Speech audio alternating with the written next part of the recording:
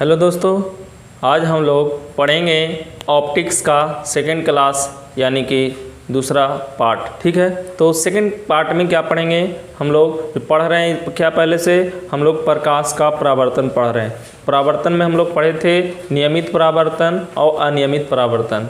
आज हम लोग पढ़ेंगे दर्पण। दर्पण क्या होता है, जिसको हम लोग इंग्लिश में मिरर बोलते हैं। क्या बोलते हैं? मिरर। तो देखिए मिरर रियली में क्या है कि दो पार्ट में डिवाइड है, समतल दर्पण और गोलीय दर्पण। तो समतल दर्पण है एक, गोलीय दर्पण। गोलीय दर्पण को भी दो पार्ट में डिवाइड किया गया है, अवतल दर्पण और उत्तल दर्पण। तो हम लोग अभी जो मेनली पार्ट पढ़ेंगे समतल दर्पण पढ़ेंगे, जिसको हम लोग बोलते हैं प्लेन मिरर। तो प्लेन मिरर क्या है, जो बारीकी से हम लोग समझते हैं। देखिए हम लोग परावर्तन पढ़ रहे हैं, इसलिए भी पूरा इसकी आगे और व्याख्या करेंगे। हम लोग इसको अभी चर्चा कर रहे हैं। देखिए प्लेन मिरर जैसे हम लोग ऐनक देखते हैं, तो ऐनक क्या होता है, एक प्लेन पट्टिका होता है, एक या शीशा हम लोग देखते हो खिड़की दरवाजे का, इस तरह से शीशा जिसको हम लोग ग्लास कहते हैं। तो वो एक क्या है, प्लेन है, सीधा है। तो अगर उस प्लेन जो पट्टिका होता है, मैंने लिखा है यहाँ, यदि किसी कांच की पट्टिका यानी ग्लास की किसी भी कांच की पट्टिका को एक तरफ से पॉलिश कर दिया जाए, एक तरफ से पॉलिश कर दिया जाए या एक तरफ से रंग दिया जाए, तो क्या होता है, वह पट्टिका समतल दर्पण कहलाती है। ऐनक को देखिएगा, कभी पीछे से देखिएगा तो कलर किया हुआ रहता है, पॉलिश किया हुआ रहता है। तो ऐनक हम लोग को कैसा दिखता है, समतल दर्पण के जैसा दिखता है, क्योंकि पीछे क्या है, पॉलिश किया हुआ रहता है, एक पट्टिका रहता है, एक तरह से शीशा रहता है, ग्लास रहता है, कांच रहता है जिसको कहते हैं। तो उसको हम लोग क्या बोलते हैं, समतल दर्पण बोलते हैं। ऐसे देखो मुख्यतः दर्पण को बोलोगे तो एक ही पार्ट होता है, गोलीय दर्पण ही होता है। उसी का तीन पार्ट है, उत्तल दर्पण, अवतल दर्पण और समतल दर्पण। लेकिन समतल में क्या होता है, थोड़ा अलग ढंग का होता है, ये गोल रहता है, इसलिए गोलीय दर्पण में डिवाइड किया गया है। ठीक है, अब देखिए समतल दर्पण की कुछ कुछ बातें। सबसे पहले देखिए समतल दर्पण जो होता है आपका, पहले तो पट्टिका होता है, उसको हम समतल दर्पण कहते हैं। जैसे आपका मान लीजिए इस तरह से, ये क्या है, आपके पास समतल दर्पण। तो हम अभी क्या पढ़ेंगे, समतल दर्पण से परावर्तन पढ़ेंगे। ठीक है, तो देखिए उसकी विस्तार और पढ़ेंगे कि समतल दर्पण क्या होते हैं, कैसे होते हैं, इसमें क्या क्या बातें होती है।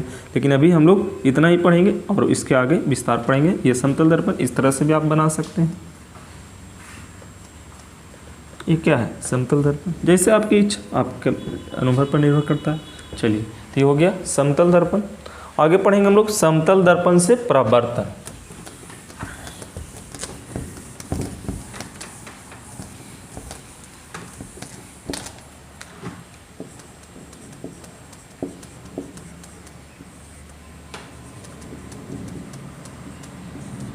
समतल दर्पण से परावर्तन,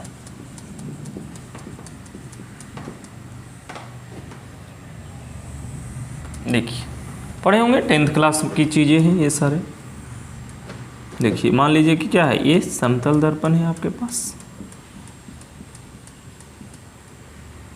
अब ये मान लीजिए कि यहाँ से प्रकाश की किरणें आती है, प्रकाश की किरणें आती है, यहाँ पर टकराती है, टकराने के बाद क्या होता है, इस तरह से लौट जाती है। ठीक है, तो अब यहाँ से क्या है, ये जहाँ पर टकराती है वहाँ पर क्या होता है, एक लंब खींचते हैं आप सीधा सा,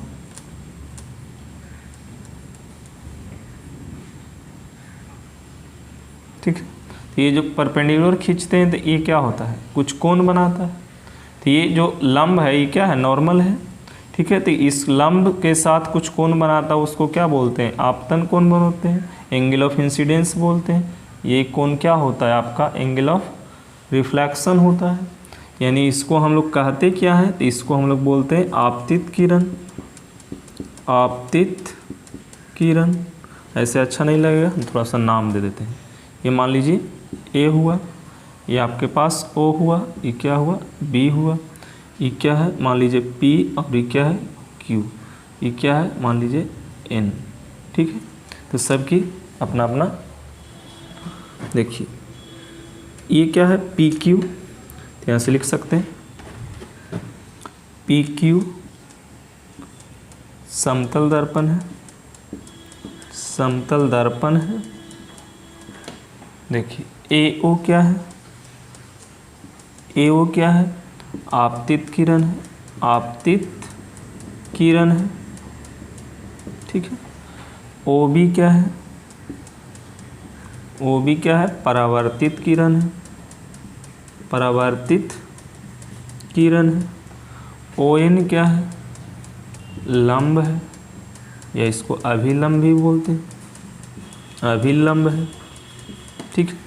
समझ में आ रहा? चलिए, I क्या है? I आपतन कोण है, आपतन कोण है। R क्या है? R आपके पास परावर्तन कोण है, R परावर्तन कोण है, ठीक है। तो ये सारे छोटी छोटी बातें होगी। अब बोलेगा समतल दर्पण से परावर्तन क्या है, ठीक है। तो समतल दर्पण से परावर्तन क्या है? तो परावर्तन तो इस तरह से हो रहा है, लेकिन अगर लिखने बोलेगा तो लिखिएगा क्या? लिखिएगा जब कोई प्रकाश की किरणें, जब कोई प्रकाश की किरणें, जब कोई प्रकाश की किरणें,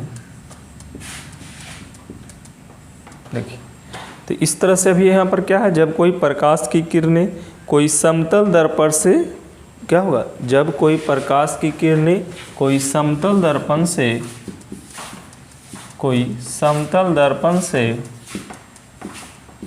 कोई समतल दर्पण से टकराती है, समतल दर्पण से टकराती है, कोई समतल दर्पण से टकराती है तो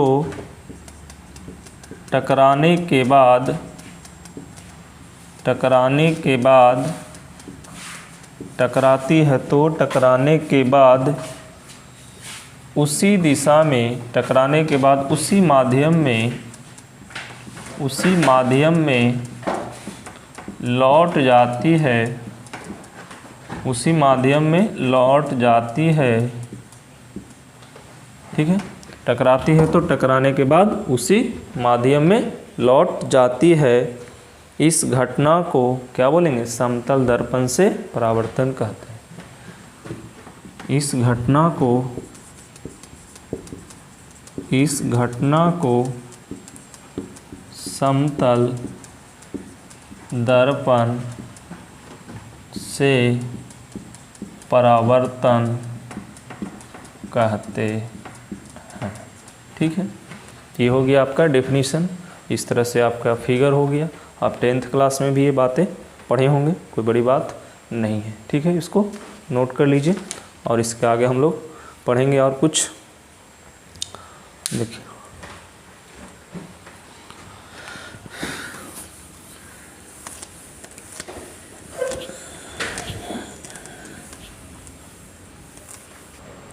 देखिए कुछ पॉइंट हम लोग पढ़ेंगे, मुख्य बिंदु पढ़ेंगे। जैसे सबसे पहला पॉइंट, क्योंकि देखिए इससे संबंधित प्रकाश से परावर्तित से संबंधित कुछ पॉइंट होते हैं। जैसे सबसे पहला पॉइंट हम लोग देखेंगे तो उस पॉइंट में देखेंगे परावर्तक सतह। क्या देखेंगे? परावर्तक सतह, परावर्तक सतह। देखिए परावर्तक सतह किसको बोलते हैं? तो इस सतह जो देख रहे हैं ना, ये जो सतह है ये क्या है? परावर्तक सतह, परावर्तक सतह है एक तरह से समझे, ठीक है। तो देखिए परावर्तक सतह किसे कहते हैं अगर कोई पूछे तो देखिए परावर्तक सतह बहुत इंपॉर्टेंट बातें हैं, इसको दिमाग में रखें। देखिए जिस सतह पर प्रकाश की किरणें टकराने के बाद, जिस, देखिए यही सतह है ना, इसी सतह पर प्रकाश की किरणें टकराने के बाद क्या होता है? लौट जाती है। जिस सतह पर, जिस सतह पर प्रकाश की किरणें, प्रकाश की किरणें, जिस सतह पर प्रकाश की किरणें टकराने के बाद, टकराने के बाद लौट जाती है, लौट जाती है, उस सतह को, उस सतह को क्या बोलेंगे? उस सतह को परावर्तक सतह, परावर्तक सतह कहते हैं। उस सतह को क्या कहते हैं? परावर्तक सतह कहते हैं। यहाँ पर कौन सा है परावर्तक सतह? तो यहाँ पर कह सकते हैं परावर्तक सतह PQ है, ठीक है। यहाँ परावर्तक सतह क्या है, PQ है। देखिए एक O बिंदु है तो इसको आपतन बिंदु भी बोलते हैं। O बिंदु को क्या बोलेंगे आप, आपतन बिंदु, आपतन बिंदु। इसकी भी डिफिनीशन लिखेंगे, इसलिए मैंने लिख रहा हूँ। दूसरा पॉइंट होगा आपतन बिंदु, आपतन बिंदु। ये क्या होता है देखिए, तो देखिए आपतन बिंदु कोई खास बातें नहीं, जहाँ पर टकराता है, देखिए आने वाली प्रकाश की किरणें जिस बिंदु पर टकराती है उस बिंदु को आपतन बिंदु बोलते हैं। लिख सकते हैं आप, प्रकाश की किरणें, प्रकाश की किरणें जिस बिंदु पर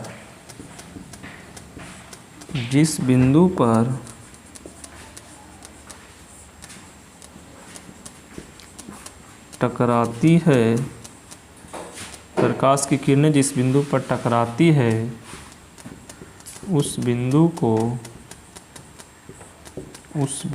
को आपतन बिंदु कहते हैं, आपतन बिंदु कहते हैं, ठीक है। आपतन बिंदु, प्रकाश की किरणें जिस बिंदु पर टकराती है उस बिंदु को आपतन बिंदु कहते हैं। यहाँ पर O क्या है, यहाँ पर लिख सकते हैं, यहाँ O आपतन बिंदु है, ठीक है। तीसरा पॉइंट, नेक्स्ट देखिए आपतन बिंदु हो गया। अब देखिए आपतित किरण लिख सकते हैं आप, आपतित किरण। देखिए तो आपतित किरण क्या है, तो देखिए आपतित किरण वह किरण या वह किरण जो सतह पर आकर टकराती है उसे आपतित किरण कहते हैं। वह किरण जो सतह पर, वह किरण जो परावर्तक सतह लिख सकते हैं, वह किरण जो परावर्तक सतह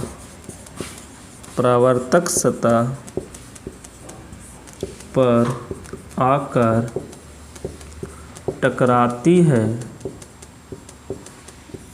वह किरण जो परावर्तक सतह पर आकर टकराती है उसे आपतित किरण कहते हैं।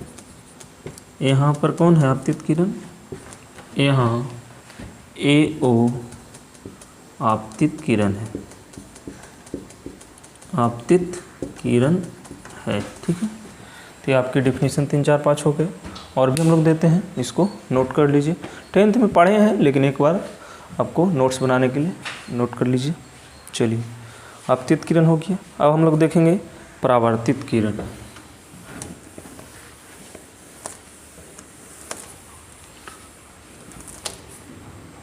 चौथा पॉइंट परावर्तित किरण, परावर्तित किरण। देखिए तो परावर्तित किरण कौन है, OB है। तो इसको क्या बोलेंगे, वह किरण जो सतह से टकराने के बाद लौट जाती है, वह किरण जो सतह से टकराने के बाद लौट जाती है, वह किरण जो सतह से टकराने के बाद लौट जाती है उसे परावर्तित किरण कहते हैं, ठीक है। परावर्तित किरण कहते हैं। यहाँ OB परावर्तित किरण है, यहाँ OB परावर्तित किरण है, ठीक है। ये चीज़ दिमाग में रखना है। OB क्या हो गया, अब परावर्तित, ए बी क्या, ए ओ क्या हो गया, आपतित किरण हो गया। चलिए आगे हम लोग बढ़ेंगे। एक क्या है, ओ एन अभिलंब है।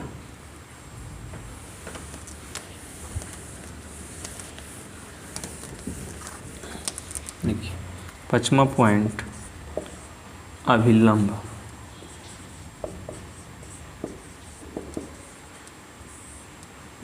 देखिए तो आपतन बिंदु देख रहे हैं, आपतन बिंदु पर खींचा गया लंब या डाला गया लंब, आपतन बिंदु पर, आपतन बिंदु पर खींचा गया लंब को अभिलंब कहते हैं। ठीक है, यहाँ ओ एन अभिलंब है, अभिलंब है। ठीक है, बस छोटे छोटे पॉइंट है, कोई ज़्यादा नहीं है, बस सबका डेफिनेशन में लिख दिया। अब देखिए अगला 6 नंबर पॉइंट। तो नेक्स्ट पॉइंट जो देखिएगा तो आपके पास क्या होगा, आपतन कोण कह सकते हैं।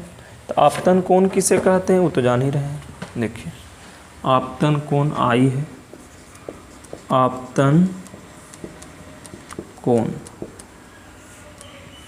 ठीक है। तो आपतन कोण देखिए, तो आपतन कोण का मतलब होता है आपतित किरण और अभिलंब के बीच बने हुए कोण को लिख सकते हैं आपतित किरण,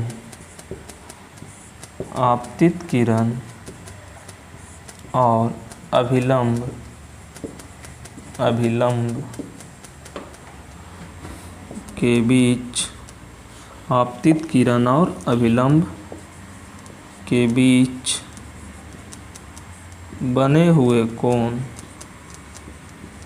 बने हुए कोण को आपतन कोण, आपतन कोण कहते हैं। इसे आई द्वारा सूचित किया जाता है। ठीक है, छोटी छोटी पॉइंट है, नोट करते चलें।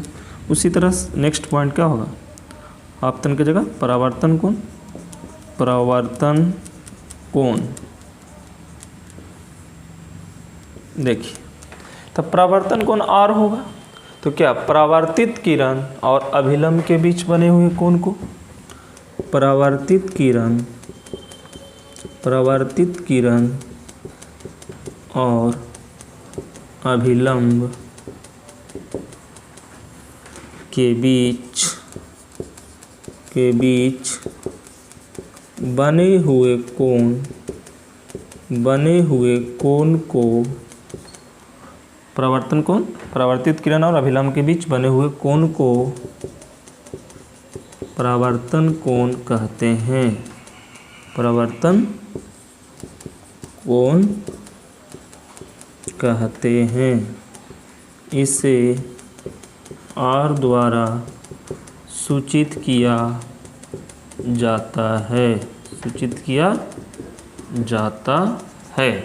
ठीक है, तो आपके पास डिफिनीशन हो गया कंप्लीट।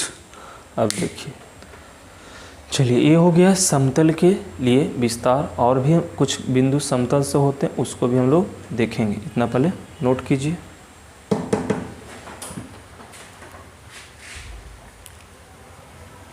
देखिए अभी कुछ बातें और थोड़ा सा पढ़ेंगे हम लोग।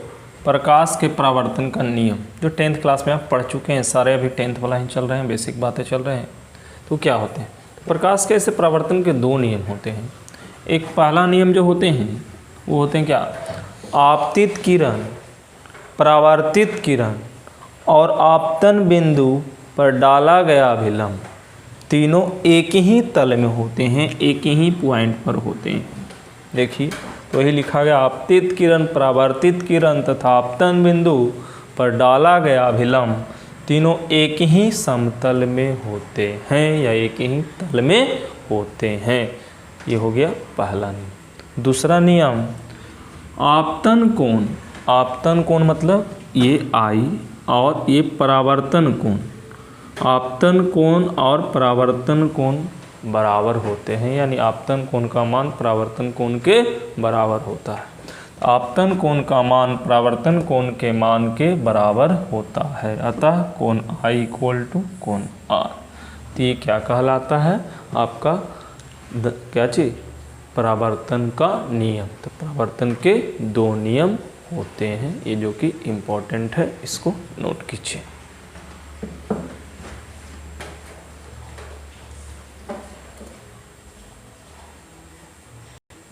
देखिए रियल में प्रकाश के परावर्तन के दो ही नियम होते हैं, लेकिन नोट पॉइंट करके लिखिएगा जो एग्जाम में आपके पास आते हैं। तीसरा नियम के रूप में भी इसको लिख सकते हैं आप। परावर्तन जब होता है, प्रकाश का जब परावर्तन होता है, ये लिखे मैंने, परावर्तन में प्रकाश की आवृत्ति, चाल, तरंगदैर्घ्य, मैंने कहने के मतलब हुआ कि जो लाइट आता है तो उसकी जो फ्रीक्वेंसी, स्पीड और क्या चीज़, वेवलेंथ, ये तीनों अपरिवर्तित रहते हैं। अपरिवर्तित माने कोई भी बदलाव नहीं होते हैं, अर्थात समान रहते हैं, बराबर रहते हैं। तो ये पॉइंट बहुत इंपॉर्टेंट है ऑब्जेक्टिव के दृष्टिकोण से, ठीक है। तो प्रकाश के परावर्तन में प्रकाश की आवृत्ति, चाल, तरंगदैर्घ्य समान रहते हैं, कोई भी चेंजिंग नहीं होते हैं। चाल की जगह कभी कभी वेग भी देगा, क्या वेग, लेकिन यही आप क्या है, परावर्तन है। अपवर्तन होगा तो बातें बदलेगी, इसको भी दिमाग में रखना है, ठीक है। चलिए इसको नोट कीजिए। अब कुछ बातें हम लोग इमेज कैसे कैसे बनता है उसके बारे में देखेंगे। देखिए अब हम लोग देखेंगे समतल दर्पण का रेखा चित्र, कि समतल दर्पण में कैसे उसके डायग्राम खींचते हैं, कैसे उसके प्रतिबिंब बनते हैं। देखिए मान लीजिए कि इस तरह से कोई समतल दर्पण है आपके पास, ठीक है। चलिए इतना बड़ा ही मानते हैं, ये आपके पास समतल दर्पण है।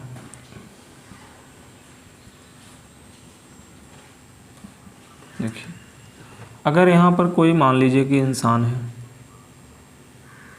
एक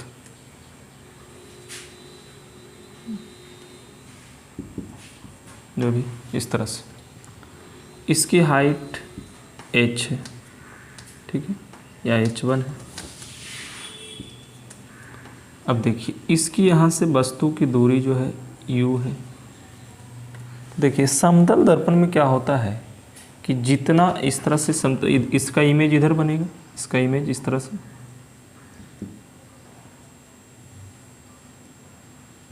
सेम बनेगा, ठीक है। तो जैसे बनाए वैसे ही बनाना लगभग, ठीक है।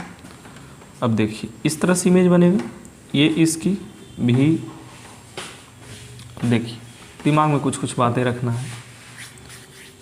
ये आपके दर्पण है, समतल दर्पण है, ये इसकी हाइट है। तो देखिए समतल दर्पण में क्या होते हैं कि इमेज जो होते हैं काल्पनिक होते हैं, क्योंकि दर्पण के पीछे बनता है, आप देखे भी होंगे।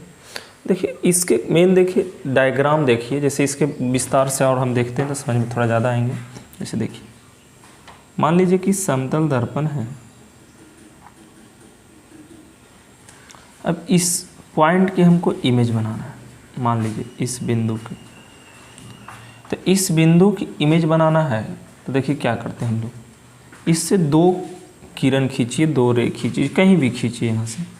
मान लीजिए कि एक यहाँ पर खींचते हैं आप, तो एक रे यहाँ खींचे, तो नियम के अनुसार क्या होगा कि जहाँ पर आपने खींचे वहाँ पर क्या करिएगा, एक लंब डालिएगा। तो ये लंब डालिएगा तो क्या होगा, जितना कोण से आया है उतना कोण से वापस आने का प्रयास करेगा, नियम यही कहता है। अब यहाँ से एक रे आओ खींचिए, आप कहीं भी खींच सकते हैं आप। मान लीजिए कि एक रे आपने इधर खींच दिया, तो आप यहाँ पर क्या किए हैं, जहाँ पर आपकी टकराएगा यहाँ पर, तो उतना एंगल से ही ये क्या होगा, वापस आएगा, इस तरह से आएगा ना।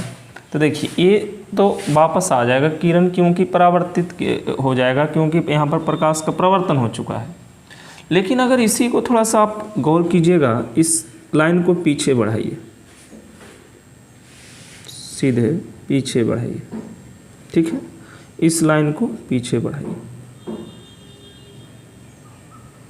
ठीक है। तो शायद यहाँ पर कटता हुआ थोड़ा सा लाइन देखिएगा, जिस हिसाब से जैसे इसको और सीधा जा सकता है,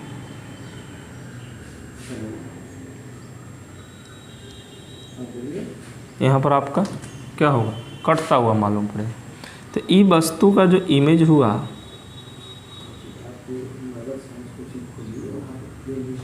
ठीक है, तो ये वस्तु का इमेज हुआ, ये आपके पास ऑब्जेक्ट हुआ, ये क्या हुआ, वस्तु का इमेज हुआ, प्रतिबिंब हुआ, ठीक है। तो इस तरह से इसकी इमेज बनती है। कम से कम 2 किरण लेना अनिवार्य है, इसमें दिमाग में रखिएगा। कोई जरूरी नहीं कि ऐसे भी आप बना सकते हैं। देखिए ये मान ली समतल दर्पण है आपके पास, ठीक, और यहाँ पर एक कोई पॉइंट है, इसकी इमेज बनाना है आपको। देखिए कैसे बनाते हैं, यहाँ से एक पॉइंट लीजिए, ठीक है, तो यहाँ से पॉइंट लीजिएगा तो क्या होगा, यहाँ से इस तरह से जाएगा, उस तरह से फिर से अगर लीजिएगा आप, मान लीजिए यहाँ कहीं भी ले सकते हैं, आपकी इच्छा है, तो यहाँ से लीजिएगा तो क्या होगा, इस तरह से, ठीक है, इस तरह से भागेगा, ध्यान देना है थोड़ा सा, ठीक है। अब इसको देखिए, पीछे इसको बढ़ाइए, इसको देखिए पीछे बढ़ाइए, तो यहाँ कहीं कटता हुआ मालूम पड़ेगा। तो इसका क्या हो गया, इस तरह से इसका इमेज हो जाता है। यहाँ पर कटेगा, थोड़ा सा बढ़िया से बनाइएगा, ताकि मेरे पास स्केल नहीं है, आप स्केल से बना सकते हैं, ठीक है। तो ये आपके पास यहाँ पर कटता हुआ मालूम पड़ेगा। इस तरह से इमेज बनते हैं, ठीक है। और इस तरह से जैसे मैंने इमेज बनाया, तो देखिए समतल दर्पण में कुछ बातें क्या होती है। समतल दर्पण की सबसे पहली पॉइंट कि आपके पास है क्या, पहले छोटी छोटी बातें को आप नोट भी कर सकते हैं। यू को क्या बोलते हैं, यू बोलते हैं वस्तु की दूरी, वस्तु की दूरी। भी क्या है, प्रतिबिंब की दूरी। H1 क्या है, H1 है वस्तु की ऊंचाई, ठीक है। H2 क्या है, H2 है आपके पास प्रतिबिंब की ऊंचाई, ठीक है। देखिए इसमें जो बातें याद रखने वाली है मेन रूप से, सबसे पहला बात क्या है, समतल दर्पण में, समतल दर्पण में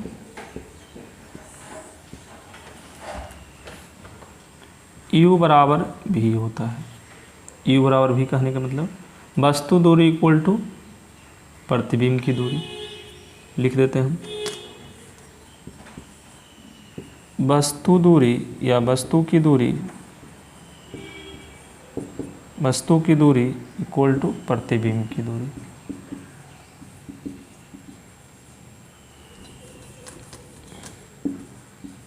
प्रतिबिंब की दूरी। दूसरा पॉइंट, वस्तु की ऊंचाई इक्वल टू प्रतिबिंब की ऊंचाई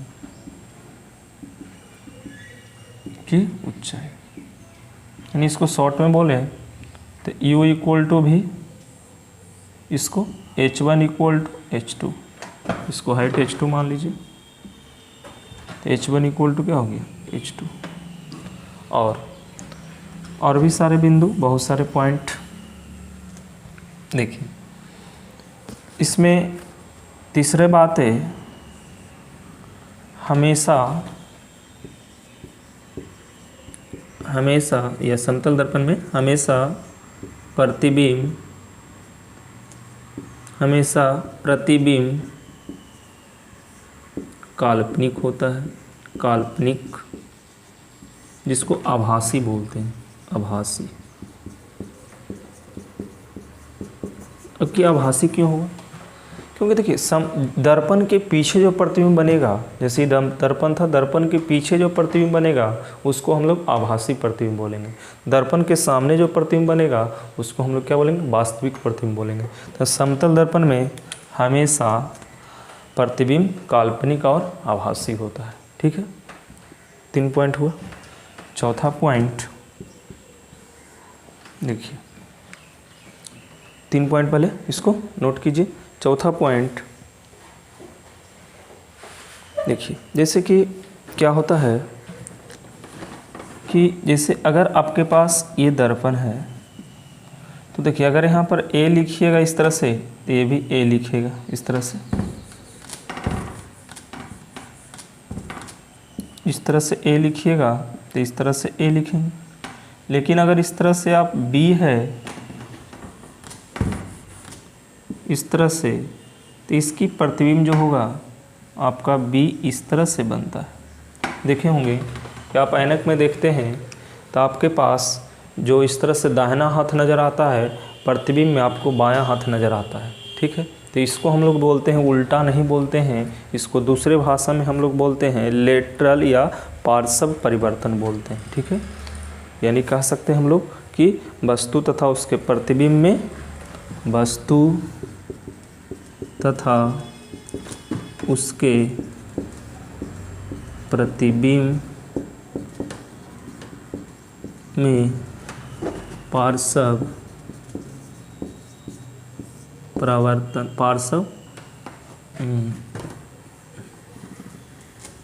होता है, पार्श्व परावर्तन होता है। ठीक, पार्श्व मतलब वही इधर वाला उधर, पार्श्व परावर्तन होता है। परावर्तन की जगह परिवर्तन लिखिए, परिवर्तन होता है, पार्श्व परिवर्तन होता है। 5वां पॉइंट कि देखिए इसमें क्या होगा कि अगर समतल दर्पण आपके पास है तो समतल दर्पण में जो अगर कहा जाता है क्वेश्चन में कि अगर ये इंसान है तो मनुष्य के पूरा प्रतिबिंब देखने के लिए दर्पण कितना होना चाहिए, तो आप जानते होंगे समतल दर्पण में किसी मानव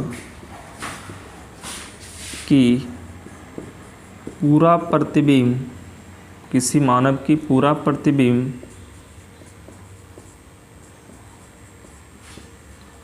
बनाने के लिए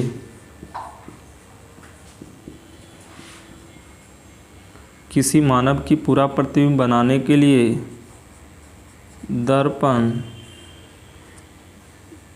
मानव के लंबाई का आधा होना चाहिए, मानव के लंबाई के कम से कम, लंबाई के कम से कम आधा होना चाहिए। फिर से देखें, किसी मानव की पूरा प्रतिबिंब बनाने के लिए दर्पण मानव के लंबाई के कम से कम आधा होना चाहिए। यानी कहने का मतलब है कि मानव अगर 6 फीट का है तो दर्पण कम से कम 3 फीट की होनी चाहिए। ठीक है, ये चीज़ दिमाग में रखना है। चौथी पॉइंट और 5वां हो गया। 6ठा पॉइंट देखिए, यदि दर्पण को थीटा से घुमाते हैं, यदि दर्पण को थीटा से घुमाते हैं तो प्रतिबिंब 2 थीटा से घूम जाता है, प्रतिबिंब 2 थीटा से घूम जाता है। इसको समझिएगा फिर से।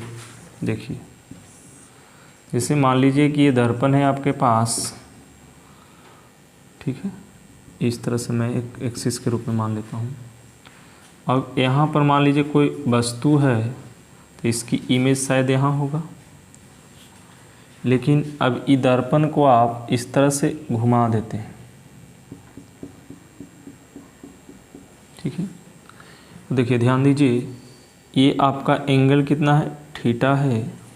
ठीक है, देखिए ध्यान देना, ये ऑब्जेक्ट इसके लिए यहाँ पर इमेज बनाता है, लेकिन अब देखिए अब ये ऑब्जेक्ट यहीं पर है। ठीक है, तो ये ऑब्जेक्ट यहीं पर है और यहाँ इमेज बना रहा था। अब इमेज कहाँ बनाएगा, यहाँ एक तरह से बनाएगा। ठीक है, तो अब हो सके तो अपने हिसाब से देखिएगा तो पता चल जाएगा कि थीटा घुमाने का मतलब कोई ज़रूरी नहीं कि इस तरह से, आप दूसरे एंगल से भी देख सकते हैं। देखिए इस तरह से,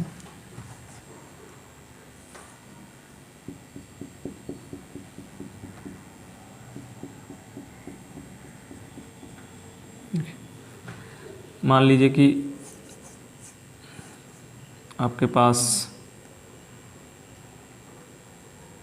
यहाँ पर कोई वस्तु है, सीधा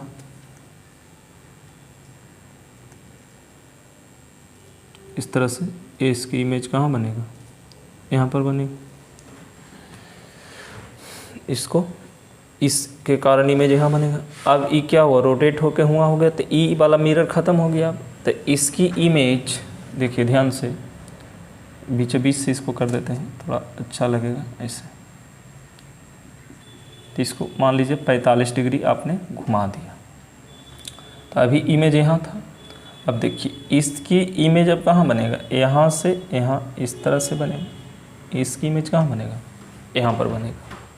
तो देखिए आपने मिरर को घुमाया 45 डिग्री, लेकिन इमेज जो घूम गया ये, तो ये कितना डिग्री है, 90 डिग्री।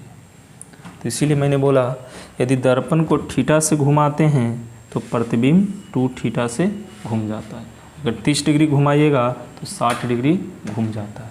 उसी प्रकार देखिए, अगर आपके पास ये मिरर है और अगर इस तरह से अक्ष है, मान लीजिए कि कोई इस तरह से मानव है, अगर ये चलना करे यू के स्पीड से, यू की जगह मान लीजिए 5 मीटर प्रति सेकंड का स्पीड से, कब, जब ये रेस्ट में रहे, तो इमेज भी इसकी पास से चलेगी।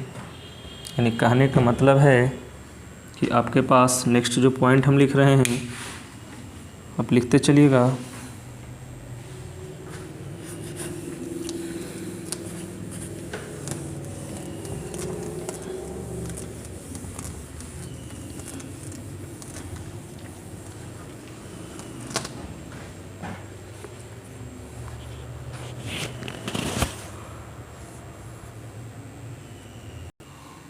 देखिए यानी हम लोग को अब क्या कहेंगे कि यदि वस्तु भी मीटर प्रति सेकंड से चलता है, यदि वस्तु भी मीटर प्रति सेकंड से चलता है तो उसका प्रतिबिंब भी मीटर प्रति सेकंड से ही चलेगा।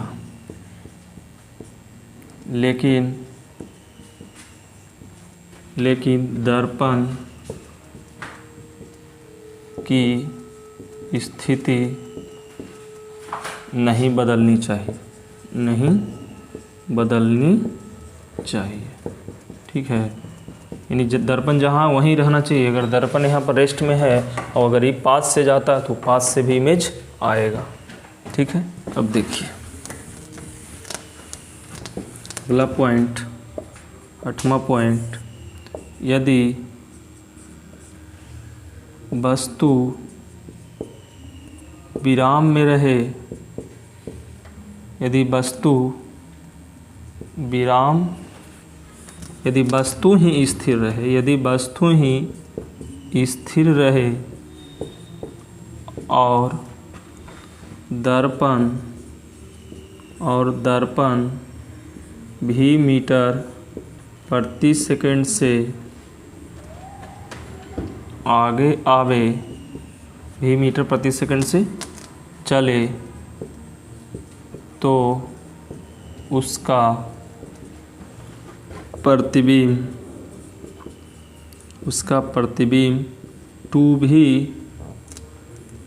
2 भी मीटर प्रति सेकंड से चलेगा। फिर से समझिए इस बात को। देखिए अब हम लोग के पास क्या है कि अब ये नहीं चल रहा है, अब मिरर ही चल रहा है। देखिए मान लीजिए कि ये आपके पास 10 मीटर पर है, तो ये भी इसके पास इमेज कितना पर बनेगा, ये 10 मीटर पर बनेगा। लेकिन मान लीजिए कि ये 2 मीटर चल दिया, यहाँ 2 मीटर ये, तो अगर ये 2 मीटर चल दिया तो यहाँ नया हो जाएगा, तो ये बच गया कितना, 8।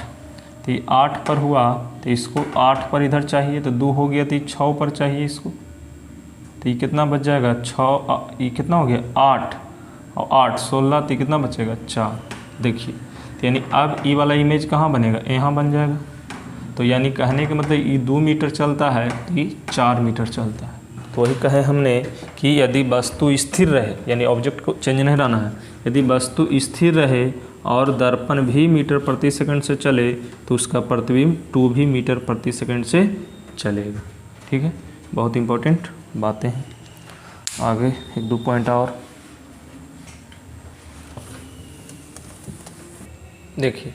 अब हम लोग पढ़ेंगे नेक्स्ट पॉइंट, यदि 2 समतल दर्पण के बीच थीटा कोण हो तो प्रतिबिंब की संख्या। देखिए, अगर मान लीजिए ये आपके पास एक समतल कोण है, समतल दर्पण है, दूसरा ही आपके पास समतल दर्पण है। अब इसके बीच में कोई वस्तु है और कोण आपके पास थीटा है। ठीक है, तो देखिए, तो पूछेगा कि इसकी प्रतिबिंब की संख्या क्या होगी। देखिए, तो जनरली हम लोग बना के देख सकते हैं। तो जनरली क्या होगा, इस दर्पण के चक्कर में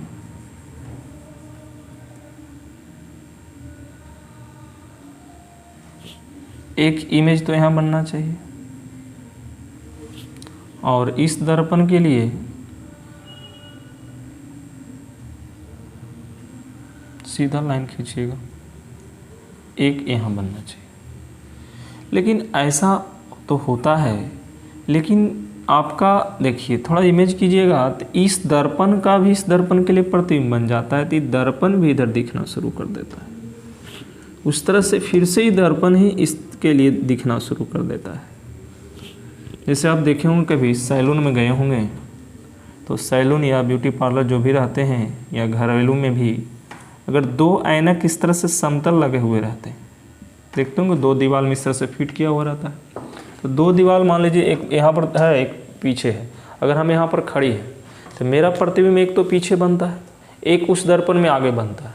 लेकिन देखते होंगे कि आपका जो सिर है या बाल कटते हैं तो वहाँ पर देखते होंगे आपके सिर बहुत सारे दिखते हैं। तो बहुत सारे दिखने का मतलब क्या, प्रतिबिंब का भी प्रतिबिंब बनना शुरू हो जाता है। तो यानी यहाँ पर जो आपको प्रतिबिंब है तो एक तो यहाँ पर बनना चाहिए था, एक यहाँ पर बनना चाहिए था। लेकिन क्या होता है, इस प्रतिबिंब बना तो इस प्रतिबिंब का इसमें तो बनवे किया, फिर से ये जो देख रहे हो ना ये, तो इसमें क्या हो गया, ये आपका इमेज हुआ तो इसका प्रतिबिंब फिर यहाँ बनना शुरू हो जाता है। ठीक है, फिर इसमें वाला भी इसमें बनना शुरू हो जाता है, फिर ये वाला क्या होता है, इसमें बनना शुरू हो जाता है। तो इस तरह से क्या होता है, अनंत हो जाता है इस तरह से बनते हुए। लेकिन सैलून में थोड़ा सा ऐनक ऐसे नहीं रहता है, थोड़ा सा टेढ़ा लगा देता है, इसलिए इस तरह से लगा हुआ रहता है और इस तरह से लगा हुआ रहता है। तो ज़्यादा नहीं दिखता, 10-20 दिखता है आपके पास। ठीक है, इस तरह से टेढ़ा लगा हुआ रहता है हल्का। ठीक है, तो थोड़ा दिखता है लेकिन अनंत नहीं दिखता है। लेकिन अगर प्लेन रहेगा तो अनंत होंगे। वही बात यहाँ पर डिपेंड करता है कि इसकी प्रतिबिंब फिर यहाँ पर बन जाती है, इसकी जो देख रहे हैं ना ये, तो इसकी प्रतिबिंब कहीं यहाँ बन जाती है। ठीक है, तो देखिए इसकी प्रतिबिंब यहाँ बन जाएगी, तो इसकी प्रतिबिंब फिर क्या होगा, देखिए इसका जो प्रतिबिंब देखिए, तो ये जितना डिस्टेंस है उसी तरह से यहाँ पर ओवरलैप कर जाता है। तो आगे हम लोग देखते हैं, फार्मूला के दृष्टिकोण से ज़्यादा दिमाग नहीं लगाना। देखिए, तो प्रतिबिंब की संख्या क्या होगा, तो अगर प्रतिबिंब की संख्या को मैं n मान लूँ तो n इक्वल टू फार्मूला यहाँ लिखेंगे 360 डिग्री बटा थीटा। देखिए, तो 360 डिग्री बटा जब थीटा लिखेंगे तो देखिए मान लीजिए कि थीटा का मान मैंने 90 डिग्री देते हैं। ठीक है, जैसे 90 डिग्री वाला दूंगा तो आपको समझ में थोड़ा ज़्यादा आएगा। देखिए इसको प्रैक्टिकली देख लीजिए। देखिए ये आपके पास कितना है, स्पष्ट पता चल गया कि 90 डिग्री। अब देखिए यहाँ पर ये ऑब्जेक्ट है, मान लीजिए यहाँ पर, तो ऑब्जेक्ट यहाँ पर है, तो इसकी इमेज तो एक कन्फर्म है कि आपके पास यहाँ बनेंगे, एक इसकी इमेज कहाँ बनेंगे, तो एक तो कन्फर्म है कि यहाँ बनेंगे, 2 को तो कन्फर्म है। अब देखिए इस जो दर्पण है इसका ये क्या होगा, मिरर ये होगा ना, तो दर्पण का ये क्या है, मिरर है, माने मिरर जो है दर्पण का इमेज इस तरह से समझे। तो अब इसके कारण क्या होता है, अब यहाँ बन जाता है। उसी तरह से इस दर्पण का भी इमेज यहाँ होगा इस तरह से, तो इसके कारण भी इमेज यहीं बनता है, तो ओवरलैप कर गया ना। देखिए तो इसमें इमेज की संख्या कितना हुआ, 1 2 3। तो देखिए तो यहाँ पर जो क्वेश्चन आते हैं, तो देखिए यहाँ पर से जो फार्मूला होंगे इस तरह से हो जाएंगे, n बराबर क्या होंगे 360 डिग्री माइनस 360 डिग्री बटा थीटा माइनस 1। तो देखिए ये चीज़ दिमाग में रखना है कि 360 डिग्री था बटा कितना था 90 डिग्री, तो ये कितना आ रहा था 4, तो 4 - 1 कितना हुआ 3। तो यही एक फार्मूला बन गया आपके साथ कि इसकी इमेज की संख्या 3 होगी। अब देखो याद कैसे रखेंगे, ये ध्यान दें। देखिए अगर इसकी वैल्यू, ध्यान दें मैंने दोनों बात लिख देता हूँ, ऐसे भी और ऐसे भी। एक तो ये फार्मूला होंगे और एक फार्मूला n = ये भी होंगे 360 डिग्री बटा थीटा। तो ये कब होंगे, जब ये सम हो, सॉरी ये विषम हो, और ये क्या होंगे जब सम हो। देखिए सम विषम क्या, जैसे अभी मेरा क्या आ रहा था n बराबर क्या आ रहा था 360 डिग्री बटा थीटा। 360 डिग्री बटा थीटा, तो यहाँ से 360 डिग्री बटा 90 रखेंगे तो क्या होगा 9 चौके 36। तो इसमें एक घटाना पड़ेगा, यानी हमेशा जो इमेज आता है आपका क्या होता है विषम में होता है। तो यानी 4 - 1 होगा, यानी कितना हो गया 3 होगी। ठीक है, तो इस तरह से हम लोग कुछ दिमाग में रखेंगे। जैसे अब मान लीजिए कि 72 डिग्री हो जाए, सपोज जाए ये कितना हो जाए 72, तो n बराबर क्या कर देंगे 360 बटा 72, तो क्या होगा 7 × 5 = 35। तो ये क्या हो गया 5, तो इमेज की संख्या 5 ही हो जाएगा। यानी कहने का स्पष्ट बातें हमारे पास हो गया कि फार्मूला में देखेंगे तो यही लिखेंगे n बराबर 360 बटा थीटा। लेकिन यदि n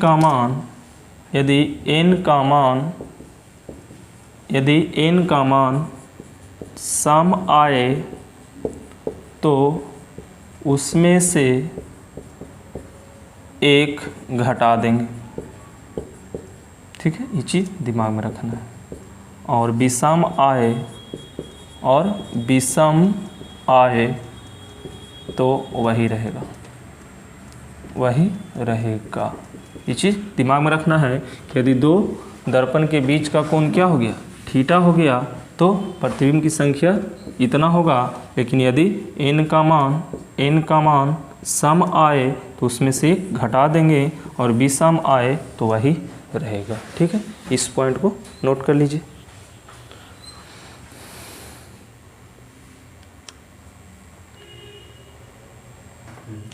अब देखिए कभी कभी क्या होते हैं इस तरह से आ जाते हैं, जैसे मान लीजिए कि n = 75 डिग्री हो जाए, थीटा कितना हो जाए 75 डिग्री, तो मान लीजिए 360 डिग्री बटा 75 डिग्री, तो ये क्या हो जाएगा लगभग हो जाएंगे आपके पास 4.8। जब इस तरह से दशमलव में आ जाए